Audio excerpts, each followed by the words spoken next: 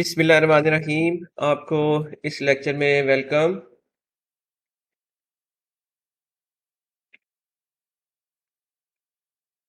इसमें मैंने शामिल किया है ये न्यूमेरिकल प्रॉब्लम है 10.8 physics class 10th।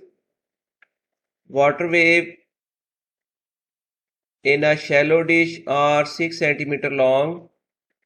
At one point the water moves up and down at a rate of 4.8 oscillations per second.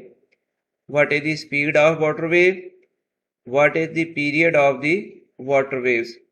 तो डाटा पिक कर ले पहले। वेवलेंथ ये दी गई है 6 सेंटीमीटर। इसको आपने कन्वर्ट कर लेना है मीटर्स में। तो 6/100 मीटर और ये वेवलेंथ की वैल्यू फिर आ गई है 0.06 मीटर।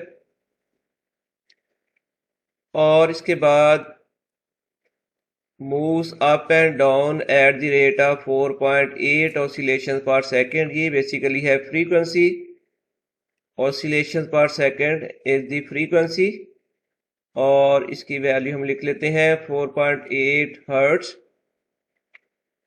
फाइंड करना है ए पार्ट में स्पीड ऑफ वाटर वेव और बी पार्ट में रिक्वायर्ड है time period of water wave या इसको कह लें पीरियड ऑफ वाटर वेव। ये है जी हमारा डाटा और जो हमने कैलकुलेशन अभी करनी है न्यूमेरिकल के लिए। तो चलिए अब इसको करते हैं हम सॉल्व।